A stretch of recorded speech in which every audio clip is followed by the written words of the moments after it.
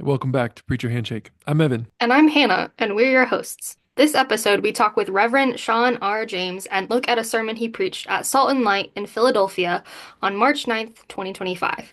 The sermon is called Trust in God and is based on Job 13:15. Reverend Sean James is the senior pastor of Salt and Light, an interdenominational and intergenerational congregation in Southwest Philadelphia and Mount Airy. He has a BS in biology from Florida Agricultural and Mechanical University, an MDiv from Lutheran Theological Seminary of Philadelphia, and he's done doctoral work at Lancaster Theological Seminary. Reverend James is the Associate Conference Minister of Congregational Development for the Pennsylvania Southeast Conference of the UCC. In 2023, he helped develop Kingsessing Heals Community Resiliency Center, which is a federally funded trauma-informed resource center that helps local residents cope and thrive in the face of gun violence. In 2025, Reverend James received the President's Volunteer Service Award for dedication to community service from President Joe Biden. He is married to Kesha, and they share three sons, Clarence Milton, Jesse Joseph, and Cean Benjamin. I love getting to talk with Reverend James.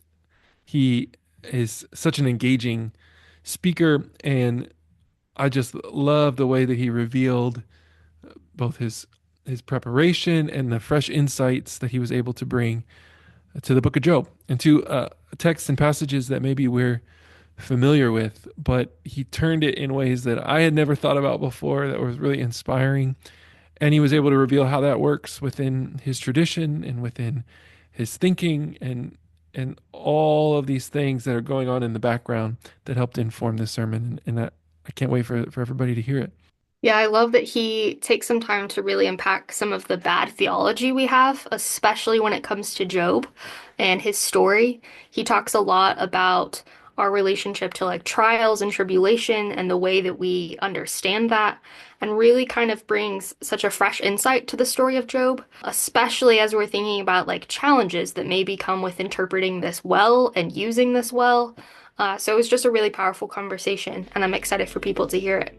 As always, you can listen to Sean's full sermon through the link in our show notes. Enjoy this conversation with Reverend Sean James.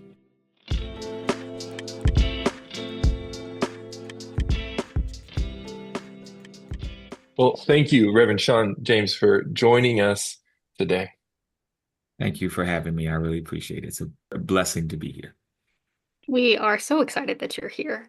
To get started, we want to know, what is your relationship to preaching?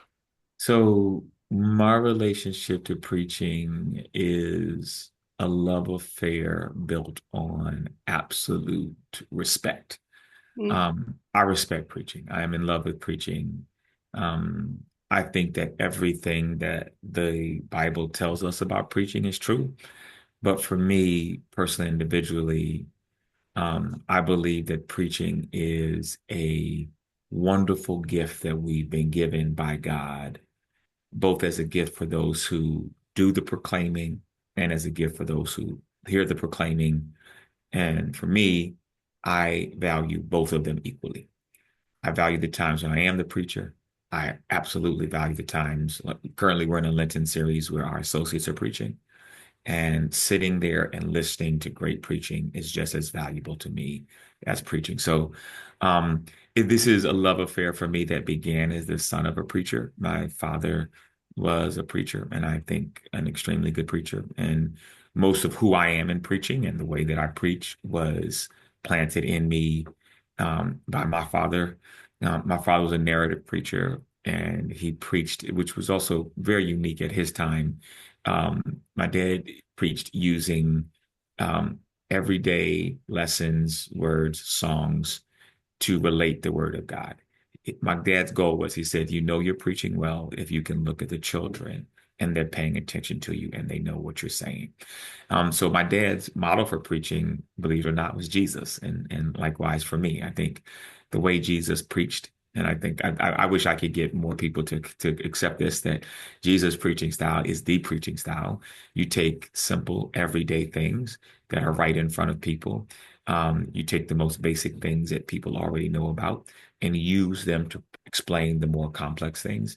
And so through my father, I developed this, really strong love affair for how can you take the absolute most complex spiritual concept and make it so simple that a child sitting in the congregation is actually picking up on what you're talking about? So I love preaching and I love the work of it. Oh, thank you. I think that's so helpful. And, I've just been thinking about that in my own preaching recently as we've got kind of a growing youth ministry and kids ministry and a history of kids and youth not being super engaged in the Mhm. second half of the service. It's kind of a Mhm. traditional way Right. of and the question was, well, what do we do to help, can we create something for them, whatever? And thought, well, why don't we rethink how we're doing church if it's not engaging? So I love that model and it comes through in the preacher that we're going to listen to today. I want to hear, if you don't mind, share a little bit about your congregation and your context for this sermon. Who are you preaching to? Who are these folks? Tell us about your church. Sure. So about 20 years ago, I literally sat at the table I'm sitting at right now, my dining room table, and put a map of the city of Philadelphia on my table. There were about 10 people that were with me. We had all previously been a part of a very well-established, politically connected, what we in the Black church called white stocking, white glove, high steeple church that we'd all previously been a part of. We decided we want to do something different. Took a map of the city, put it on my dining room table. And someone who was with us that day said, Sean, Southwest Philadelphia is the sickest, poorest, and least educated section of Philadelphia. And if you want to do effective ministry in Philadelphia, you need to go there. Now, at that time, what I didn't know was when you plan a church, you're supposed to do a demographic study, and you're supposed to make sure that there is a certain income level, a certain education level, a certain number of two-family households, all these things you're supposed to do before you plan a church. I didn't know that.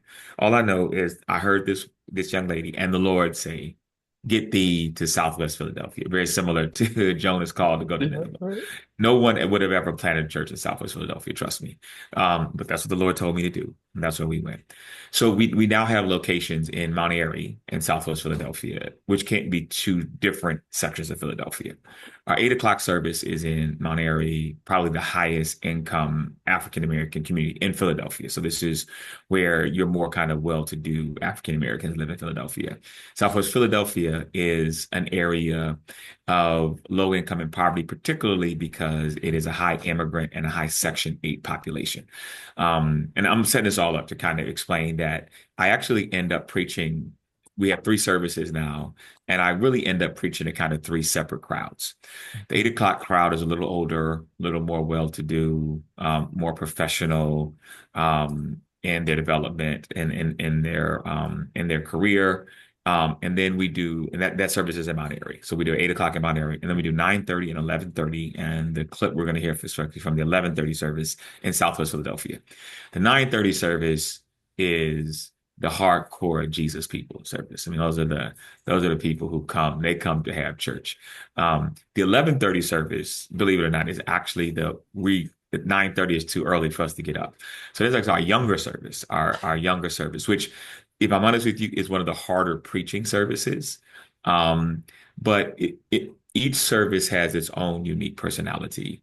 And I preach the same sermon at all 3 services. Every now and then I won't, but for the most part, I preach, especially if I'm doing a series, I preach the same sermon at all 3 services. So I'd say 95% of our church is African American. After the pandemic, an interesting change in our church has been the number of churched people that we have. Before the pandemic, like most planted churches, we mostly attracted people who were new to the faith. So we mostly attracted seekers and people who'd never been baptized. It was always amazing to me to meet 40, 50, 60-year-olds who never committed themselves to the Lord, which is a northern phenomenon more than a southern one. Like I'm originally, a lot of time in Atlanta, and everybody I know in Atlanta goes to church. Very different up north, and it's particularly in Philadelphia. So most of our church then was seekers. Now, after the pandemic, we started to attract, mostly because of our online presence early on and things like that, we started to attract church people. So now we're preaching to, like previously I would have said I preached mostly to an unchurched crowd. Now I preach to a mix, very much a mix. A lot of people who know the Lord for a long time, a lot of people who don't, a lot of people who've been in church for a long time, a lot of people very new. So even in the story that I told Sunday, while I think it's a story that church people know off the top of their head, I always have to remind myself that there are a lot of people in our congregation who are unchurched.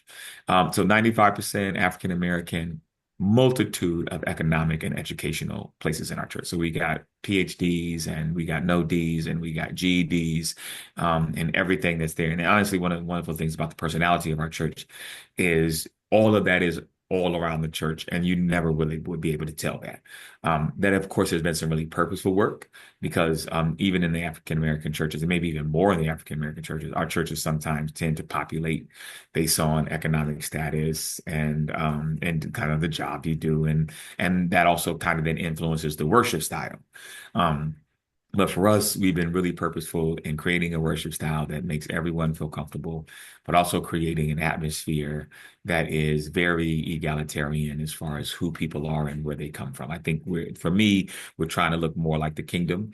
Um, Another interesting point is that the few Caucasian folk that we do have in our church, we do have several, actually go back to a time when a long time ago, the building that we're in was a Presbyterian church, a white Oh. Presbyterian church in that neighborhood.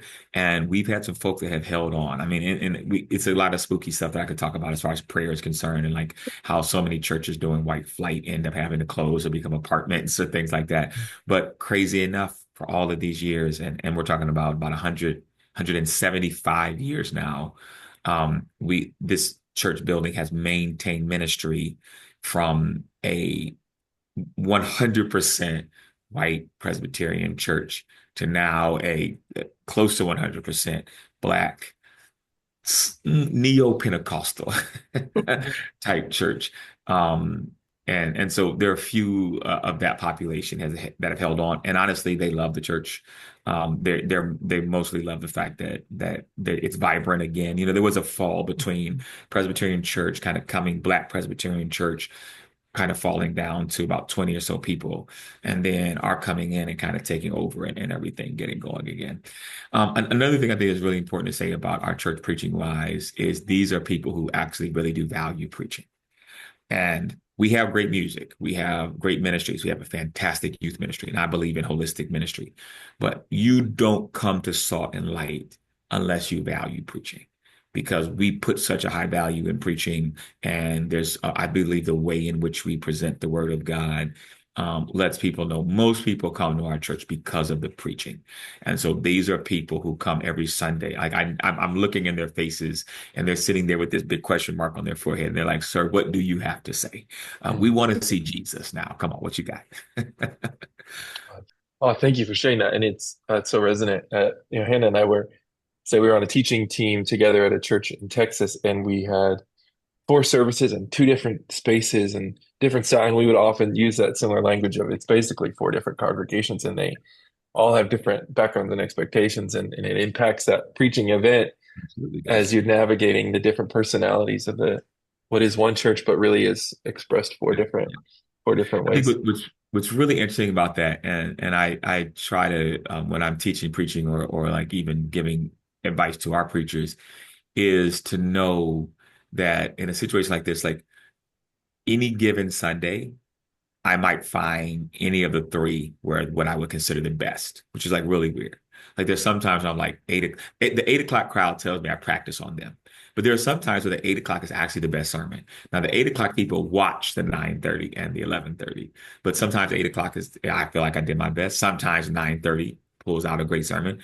Sometimes 11:30 pulls out a great sermon. So it's weird how those different personalities also, depending on what I'm saying and how I'm preaching it, pull out different things. Oh, it's so true. Yeah, we would at the end be after the Sunday morning be like, okay, now for the YouTube version, send the 9:30 or like because you would know which one you felt That's good. that you Yeah. connected with. Yeah. That's so true. And I love that you have done the work, obviously, to be able to read your people really well. I imagine that that probably spends a lot of your time as you're thinking about preparing, of like thinking through the ways that you're going to speak to each particular crowd and what each venue looks like and all those sorts of things. Can you speak more to what, in addition to that kind of work you're doing, what your sermon prep process looks like throughout the week? Sure, absolutely. So sermon prep to me is like critically important. And this is one of the ways I'll try to explain it. The most important preaching class I ever had in my life was my ninth and 10th grade English class. I had a fantastic teacher in ninth and 10th grade English. In fact, in ninth grade, we wrote our first 10-page research paper. So we wrote a full 10-page graduate school research paper. We had like 100 works cited, bibliography, everything. And our instructor was really careful about making sure we developed the skills of how to make an argument, how to create a thesis, how to then explain that thesis, how to make your point, and how to come to a conclusion. And I'm telling you, like really, real talk, that is the best teaching class I've had because still to this day, that's my process. I began with what I want people to get. What is my main point? What is the main thrust of the sermon? I then go through the process of now, here's what I need to say to get people to this point, right? So I began with that. And then Monday, Tuesday, Wednesday, I consider free thought days. And what I do is everything that I get, I just write it down. I don't begin to organize it.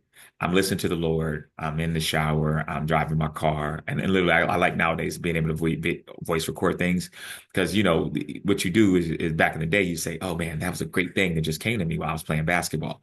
I need to write that down. And then after you finish playing basketball, you have no idea what that thing was. And it's completely gone.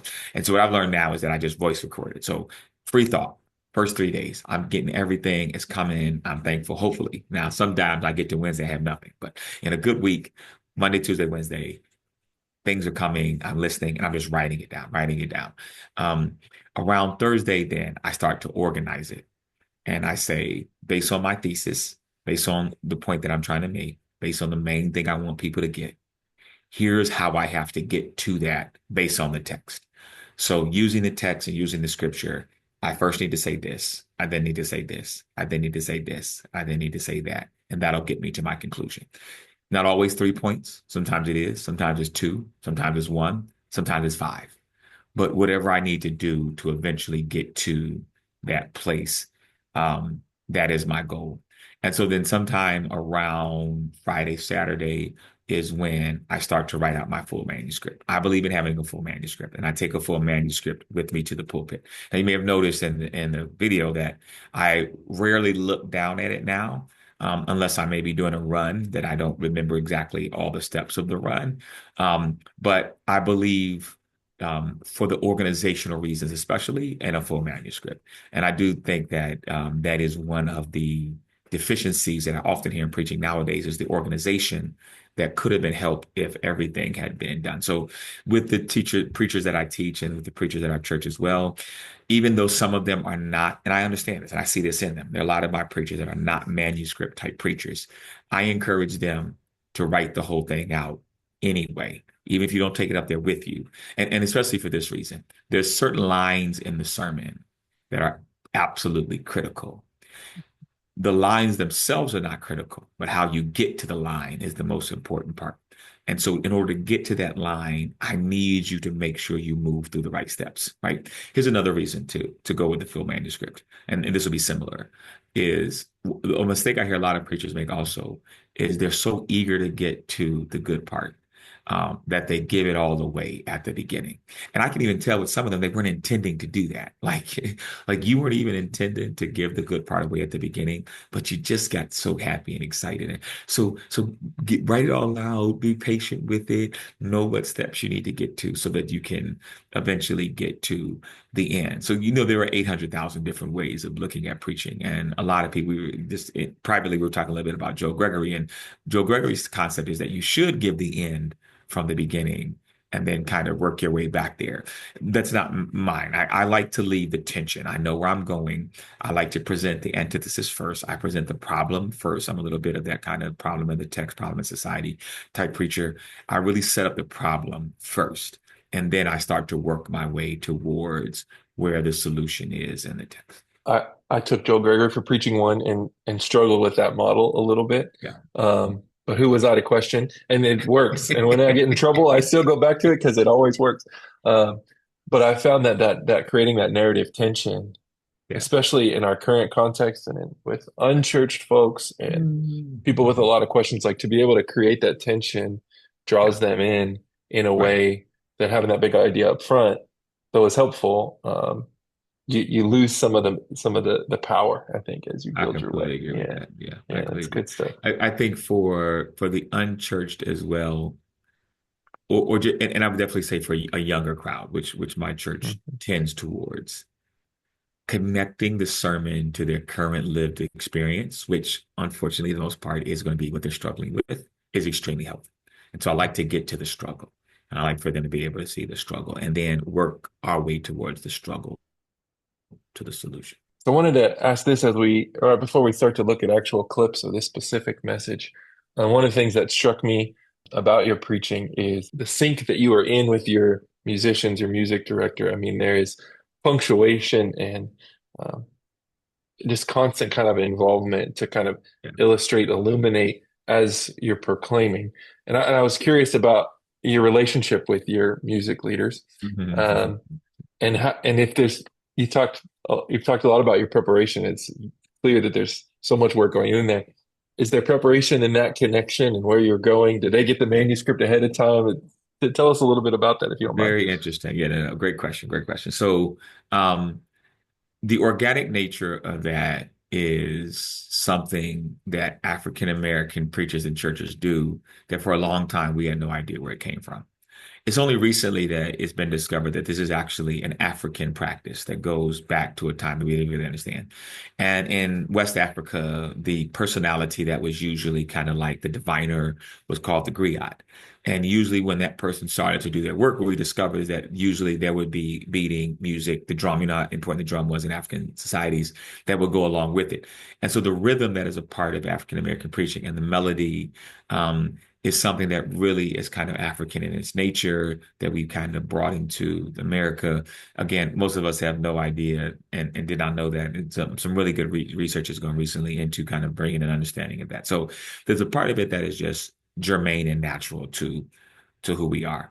For me specifically, I like that type of push all throughout the sermon. In a lot of areas of African American preaching, they will wait till the celebration. And only in the close will they bring that in. You probably noticed that with my musicians, we do it early on, all throughout the sermon. And because I think that the sermon ain't the end, it ain't is not just the good part. It's not just the part that and there's sometimes very early on where the emphasis of it, and really it kind of emphasizes what's going on. We don't practice it, we don't talk about it, they don't know. They just know what I expect. It's interesting. What we've also learned is that I'm unique in that, and that most other preachers, guest preachers, or even some of the other preachers from our church, don't want that. They don't want it until they get to the very end. And so they usually don't even consider coming in. But with me, they know I'm absolutely fine with it throughout the sermon. Now, what is important about communication with the sermon now for us is the tech team.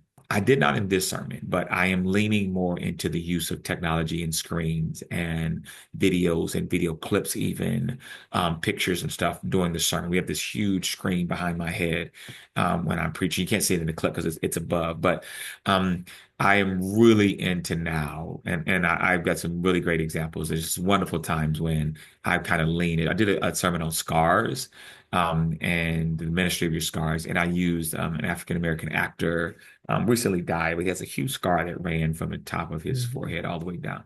And just his picture on the screen for the majority of the service and while I was, trying to explain. And he, early on in his career, people suggested to him that he get it plastic surgery, that he get it covered up, but it actually became his trademark. And a lot of the parts that he got was because he had this scar running down. So this is a gentleman that played Omar in The Wire. It was because of that scar that he actually got his work. And so I've learned, and what I'll do is I will give the full manuscript to the tech team. And I'll say, at this point, pull up this video. At this point, pull up this picture. At this point. And so I do go through the whole thing with them. And that's one of the things I'm trying to teach more. Because what I will tell you is for young people, it's crazy. Not just trying to teach more. I spend a whole lot of time now trying to convince churches to put screens in.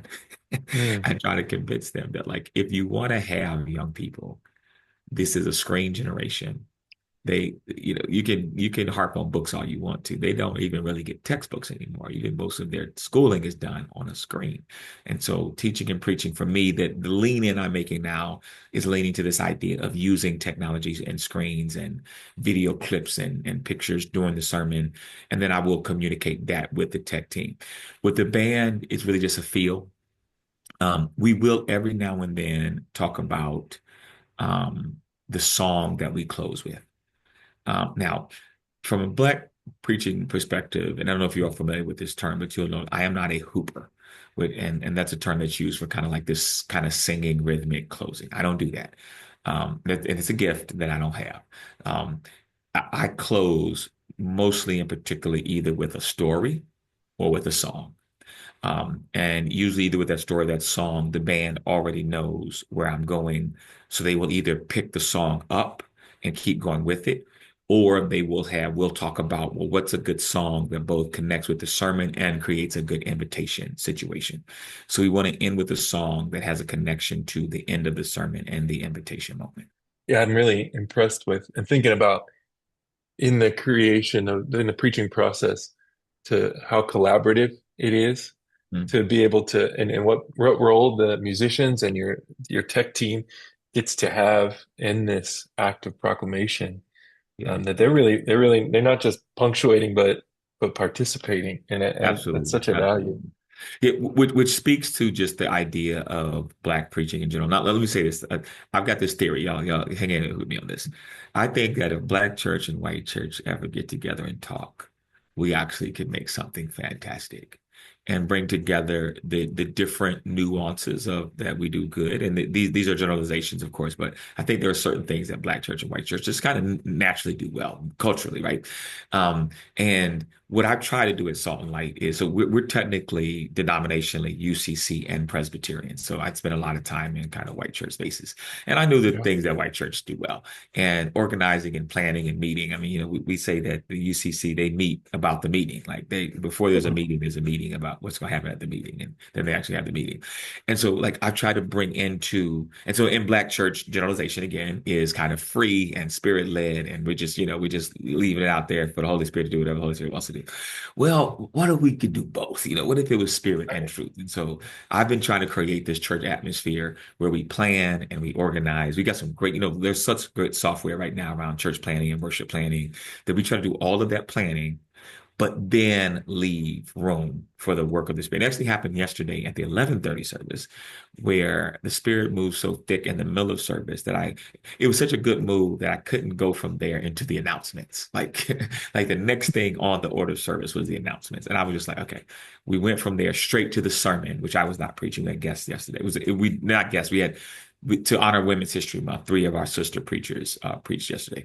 And at the 11:30 service, went straight from this kind of like the middle selection slot.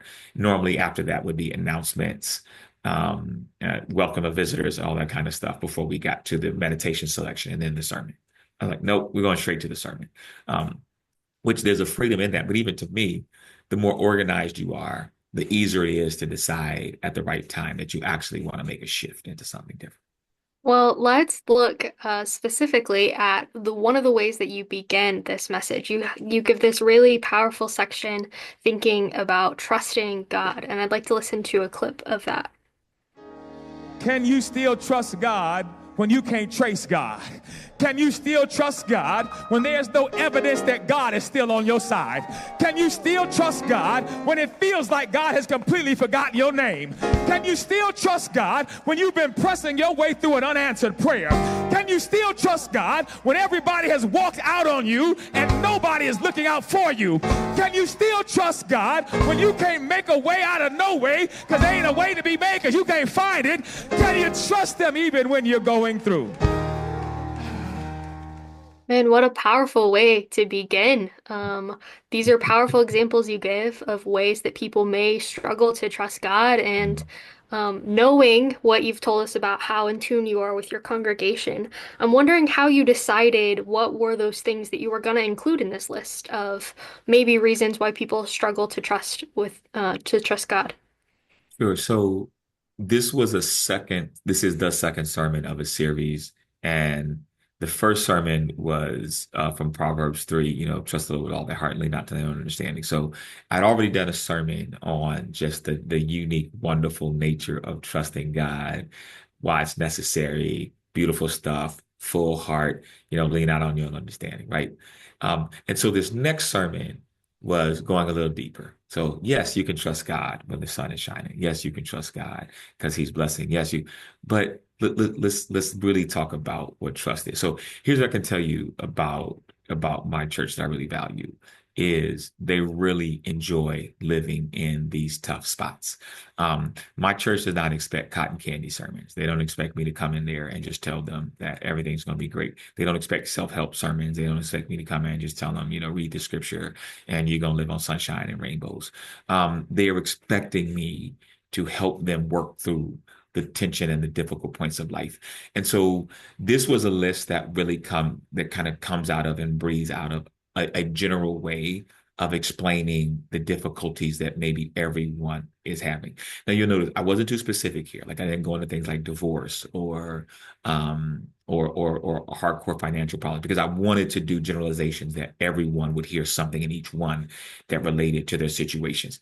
There will be times that I will get a little bit more specific, but I really try to make sure that I am shooting more with a shotgun and not a rifle, if you understand what I'm saying. I want to hit everybody. I want everyone to get and to find something in what I'm trying to say. Usually when I do runs, that's exactly what I'm thinking. And in Black church, we kind of call that a run. Like you start to run through a list of things.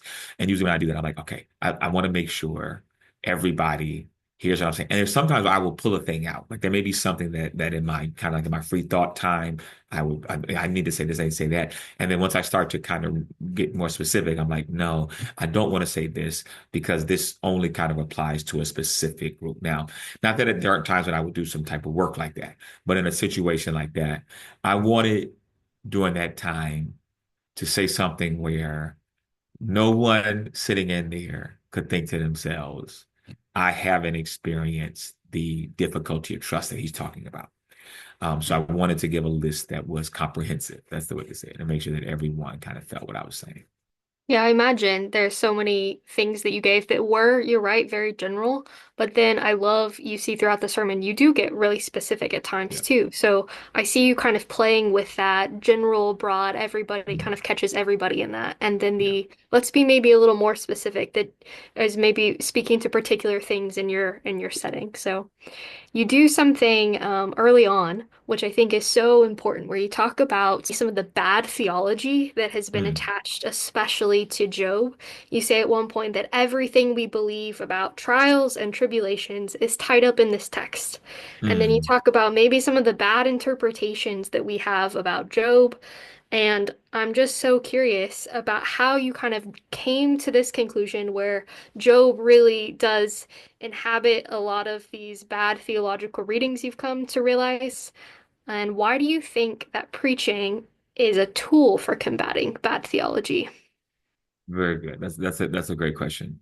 So for this one in particular, what's really weird about it is an internally bad theology. Um, One that literally goes back to the beginning of time. It's hard to find it. And that's the weird thing about how bad theologies work, is even though there is much evidence in the Bible, including specific times when Jesus preaches against this, we still struggle with this very thought. And this is the thought that if something bad is happening in your life, you have to have done something bad to cause it, right? And I use the example in the sermon of Jesus and disciples, and they meet this man. And like literally, there are certain occasions that happen in Jesus' life, or even all throughout the Bible, where there's an extremely specific thing that it's trying to handle. So I would almost say that the whole reason why Jesus and his disciples happen upon this man is because Jesus wants to handle this really bad thing that people have been believing for a very long time. So disciples see this man, he's been blind since birth, and disciples are living under this notion that if something bad happens to you, I mean, and I would say in Jesus' time, maybe even more, like they really were like, okay, this was their entire theological concept. You're suffering, you did something bad. Well, he was born blind. So how do you explain that? Well, they were so stuck on this idea that their explanation was, well, his parents must have done something wrong, and he's suffering because of what they've done. And of course, Jesus does his best to not say to them, no, he's not suffering because he did something wrong or suffering because his parents did something wrong. But in this case, Jesus said he's suffering so that the glory of God might be revealed through him. And so I wanted to deal with, and I think Job deals with, I think there's a lot in Job. I mean, Job is just so thick, but Job really deals with this idea that our suffering has to be connected to sin, has to be connected to something you've done wrong. And sin being, of course, the main one. Like this is the hard part. And I still to this day, people come to me, and I can't even say that I'm devoid of this problem myself. I sometimes am dealing with some stuff. And I'm thinking, man, what did I do that caused, why would God put me through this?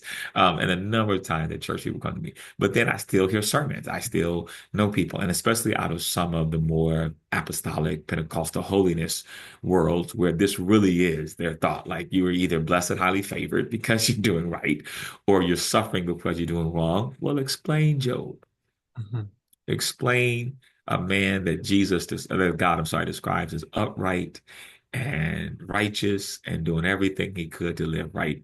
And then he suffers in probably the most unimaginable way that any of us could. And so I really think it's important as often as possible and I'll say this too. I didn't say this specifically in this sermon, but I do say it a lot of times. I am fighting against the televangelist. Not that all televangelists is bad, and not that all that they say is bad. And I would tell you, during COVID, thank God for the televangelists, because they taught us how to look into the camera and how to talk to a congregation while we're also talking to an online or television crew. But so much of what we have to combat nowadays are people who are coming to church having developed most of their theological understanding and nowadays more even so on social media and from 30-second clips of sermons, where a lot of times they're just going to get some really, really bad stuff that is not a part of Christian theology.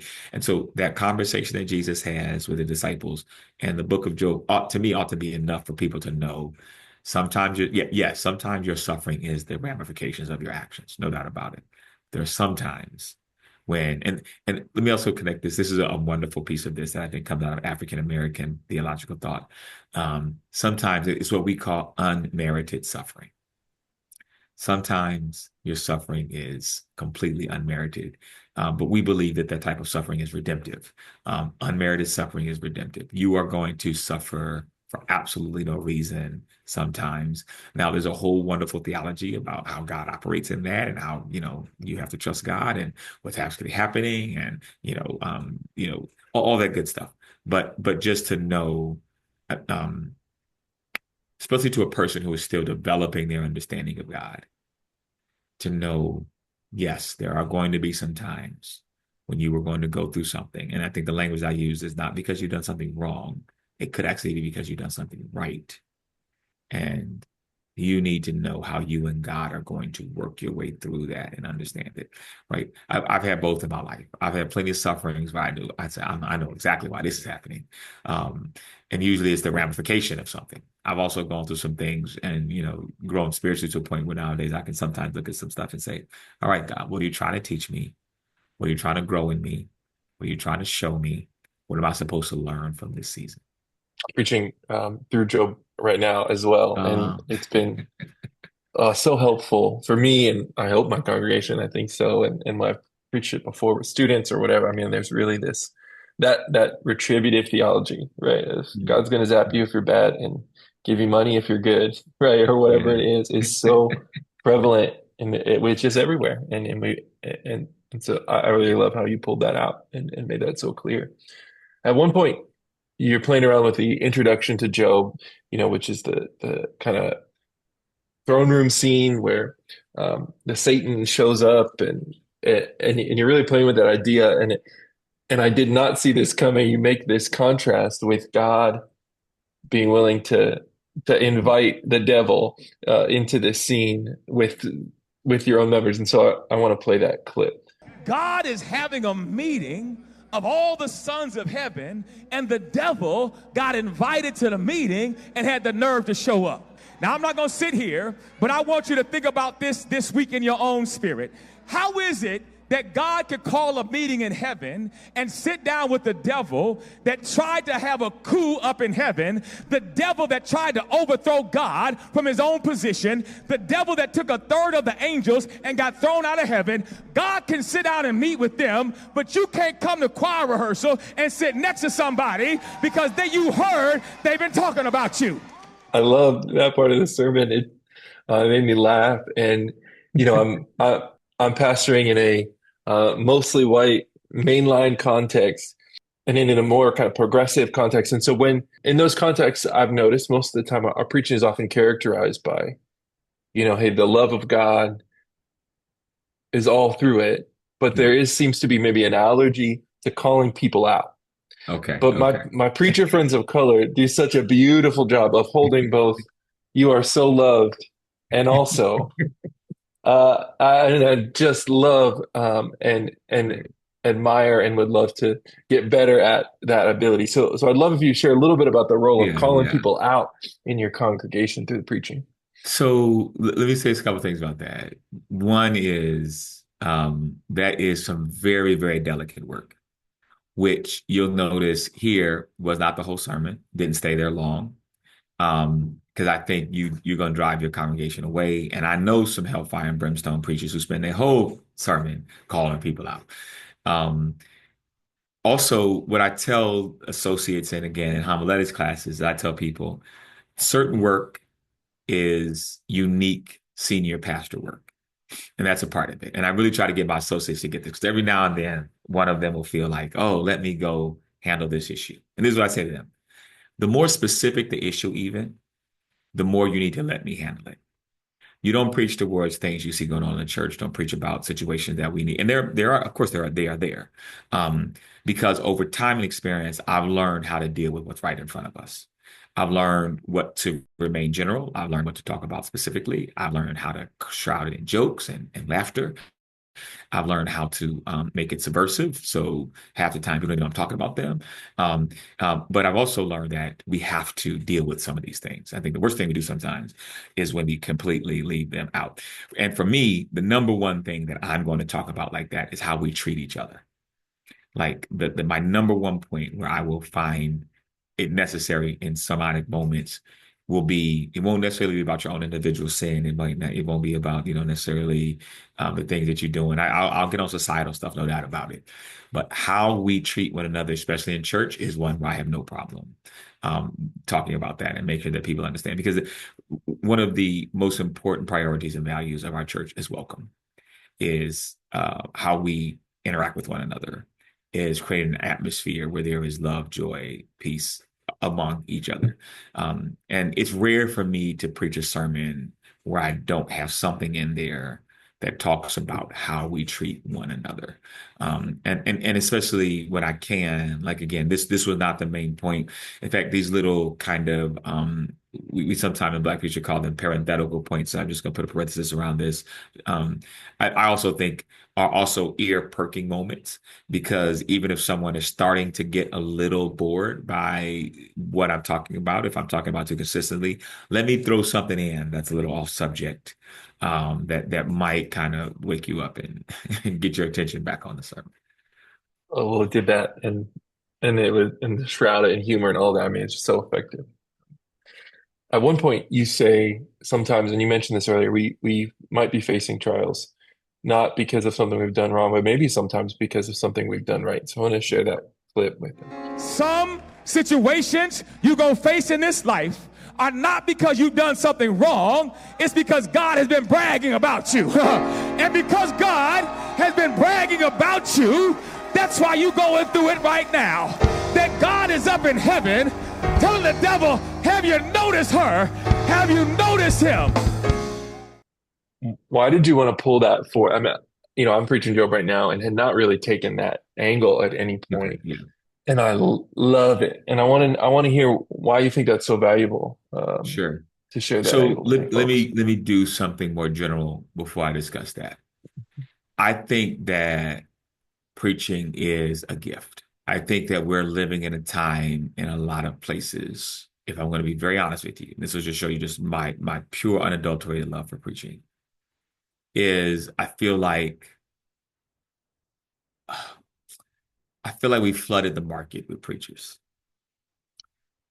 I feel like there's a thing that preachers have, and I want to explain it this way. Every now and then, you ought to hear something from the Lord that puts a chill in your body. And you think to yourself, man, I've been a Christian a long time. Okay, so I'm going to tell you my first one. I was in college. I accepted my call to ministry when I was 20. I think it was my third sermon. I preached from the woman who had been accused of adultery, right? All the years I've been hearing this story. And I think that these are new things. So, and also because I think sometimes preachers get so caught up on trying to say something nobody said before that you say some foolishness. But I was looking at this story, and one of the principles of the story is the Pharisees and Sadducees, the scribes, trying to catch Jesus breaking the law. That's actually what they were trying to do. It had nothing to do with this woman. They were trying to catch Jesus breaking the law. Jesus says to them, listen, I'm not going to break the law, because they said the law of Moses says we have to stone her. What do you say? Knowing that out of compassion, Jesus is not going to let them stone this woman. They know him. So here's what he says. So, okay, now I'm not going to tell you not to stone her. I would be breaking the law if I did that. But let's agree to this. Let's have the person in this crowd that does not have sin throw the first stone. After that happens, the rest of y'all knock yourself out. But let's agree that the first stone ought to be thrown by a sinless person. Interestingly enough, there was someone in the crowd that day that fit that bill. There was a sinless person there. And if he would have thrown the first stone, now I've never heard anybody point that out in all my days of preaching. And when I was 20 years old, the Lord came down and dropped that in my spirit. And that's when I knew for certain. I was like, yeah, I'm supposed to do this. Because I knew that that was a significant part of this text that I'm sure other people have pointed out. And when I hear preaching all the time, what gets me is when I hear the preacher say something that I'm like, flesh and blood did not reveal that to you. Like that Peter moment, right? Flesh and blood didn't. You got that from. So the point that I'm making there is one that I feel similarly about. That one of the points of Job, the flesh and blood certainly did not reveal to me, is sometimes one way you can look at unmerited suffering is maybe similarly God has been up in heaven. In fact, if you notice, I go much deeper than that as I continue to make this point. Not just that. And then this is the part that I had not seen until this sermon itself, is when the enemy is going to and fro, walking among the earth. It doesn't say this, but we can infer kind of because of other texts and stuff that he's looking to who he's going to mess with. And God said, have you considered Job? So even deeper is this idea. The enemy told God, or God knows, he's looking to mess with somebody. And God says, well, if you're looking to mess with someone, can I make a suggestion? Mm-hmm. and that sometimes it's actually because you've been doing the right thing that God trusts that you're the person who can endure this situation and come on the other side like pure gold. So encouraging for the one who feels that unmerited suffering in the moment, you know? Yeah. Let me tell you, that Sunday, and you may have heard this in the introduction at the 11:30 service where I mentioned, I won't say his name now, but a pastor in our city who had pastored a very prominent church for a long time and had a different position he had recently lost, been fired from a position. He was there visiting that Sunday, actually with the district attorney, and they had all come to Salt Lake during election season. You know how that is. He came to me afterwards. He was like, you have no idea how much I needed to hear that. I just lost my job, income problems, and I'm trying to figure out, what did I do for the Lord to treat me like this? And he said, I really needed to hear that. And I said, brother, I don't know your life, but you literally may not have done anything. It actually may be because of how well you conducted yourself and walked. And that on the other side of this, God is trusting that you actually can handle it. And I said, I just want you to imagine the preaching and the teaching and the writing that you're going to have because you've been through this that you could not have had if you not had that experience. Yeah, I love that you bring this idea up that, there is a saturation of preaching, and Mm. yet sometimes there's still something that maybe it's not a brand new thought, but it's just in the way that it's being said or the way it's being presented that just kind of hits different, honestly, Yeah. and you think about it. And for me, I had one of those moments listening to Uh, this. Um, Listening to this idea of like it's God trusting Job, mm, trusting that Job's faith can withstand.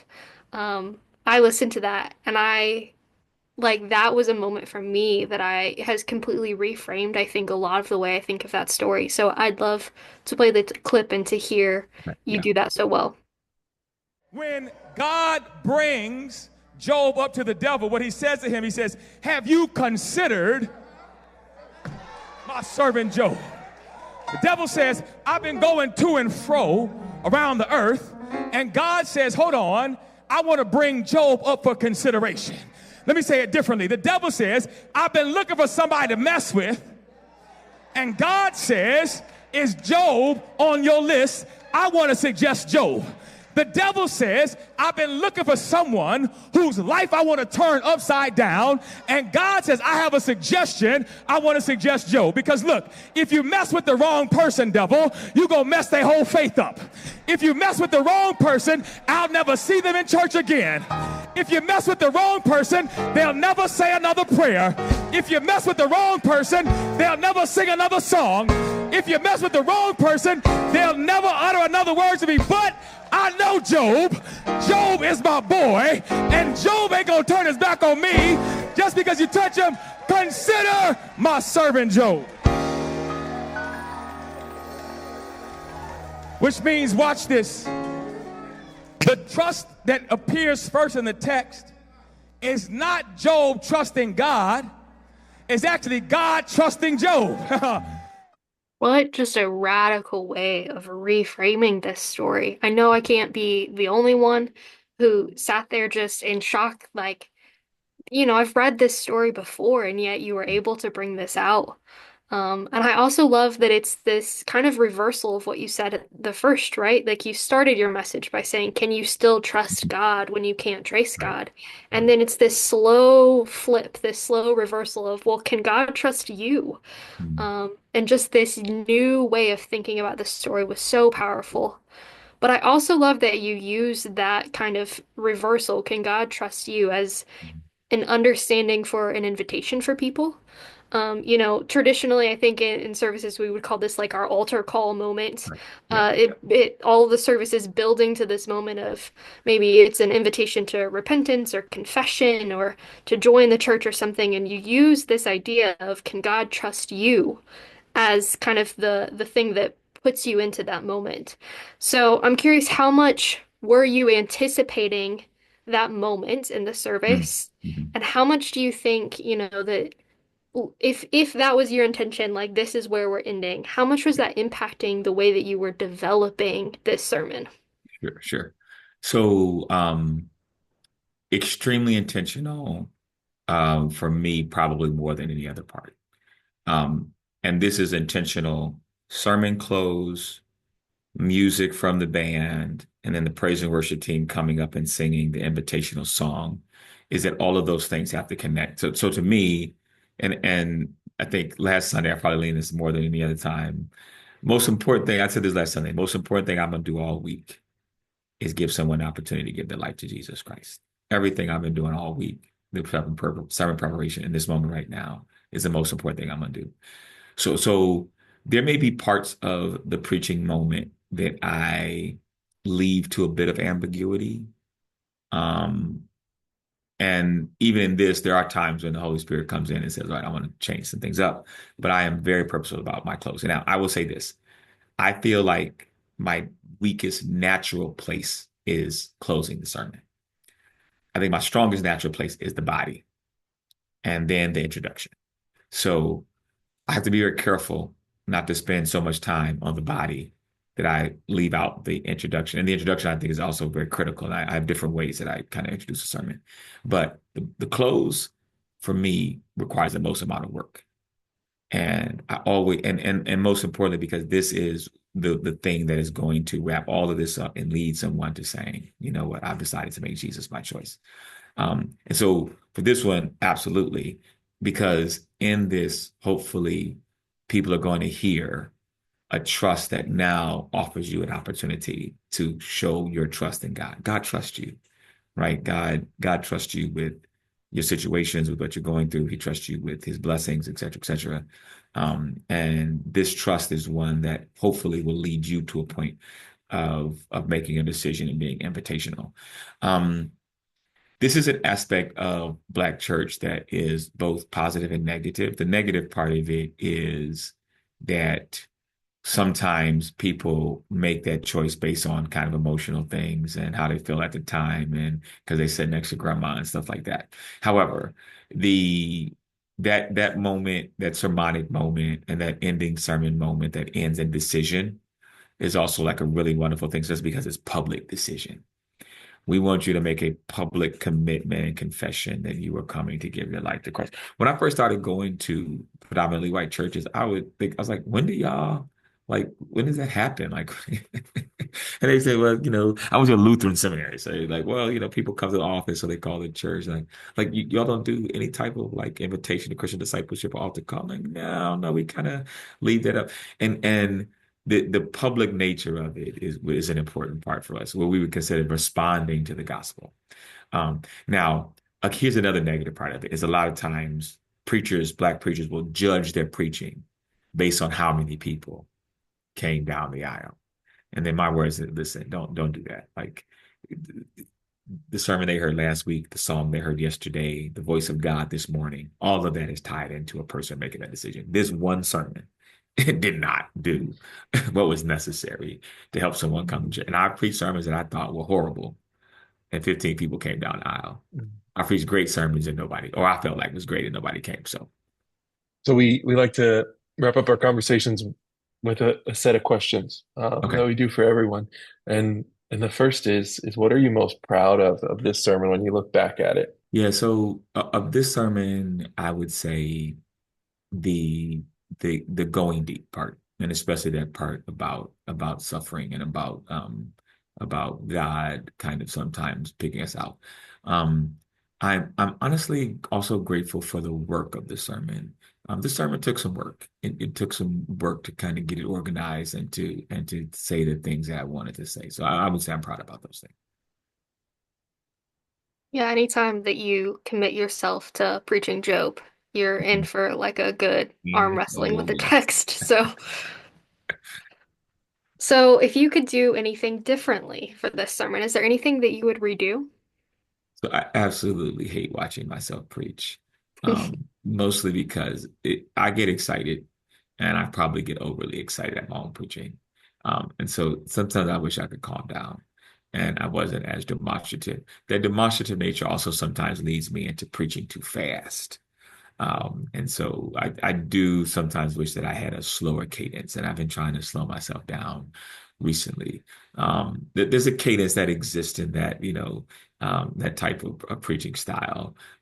But whenever I watch myself, I just think to myself, you need to slow down. And I will sometimes slow down during the sermon, like I'll find and catch myself.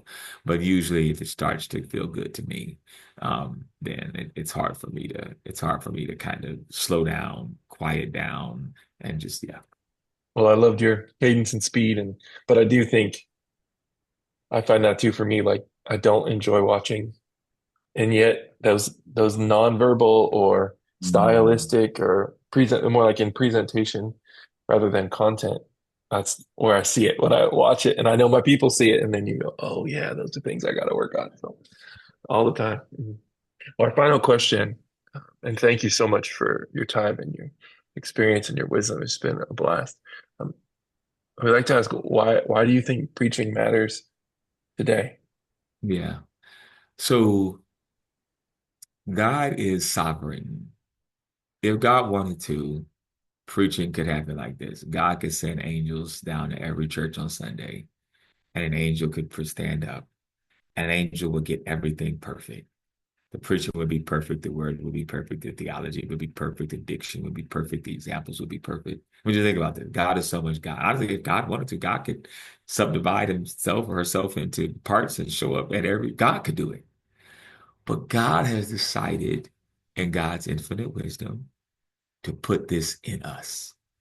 I want an imperfect vehicle. I want a jar of clay. I want an earthen vessel to be responsible for preaching the gospel. God is brilliant. You can't mess with God. God knows exactly what God is doing. And the imperfectness of the preacher, to me, is the very thing that makes preaching important and necessary. And I'd say now more than ever, we need people who can stand up in front of people just like themselves, dealing with the very same things they're doing. There's an old spiritual that says that I have a song that the angels cannot sing, right? Because angels ain't been through what I've been through. So why do I not want an angel to come preach to me every Sunday? Angels don't know what I'm going through, but this person does. And so someone who knows my experience, similar experience, been through what I've been through, standing up preaching the gospel is, I think, exactly what is needed in the world, especially today. And I can't see a time when that won't be so, when we won't yearn to hear God's word through earthen vessels. And well, thank you so much for sharing with us. It was a joy to listen to you preach and to get to talk with you more about it.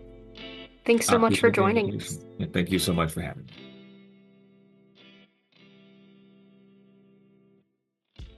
We hope you enjoyed our conversation with Reverend Cean R James.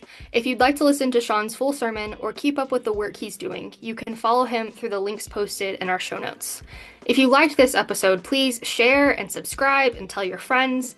And if you have questions for us or recommendations for guests we should bring on, you can email us at preacherhandshake@gmail.com. Thanks for listening.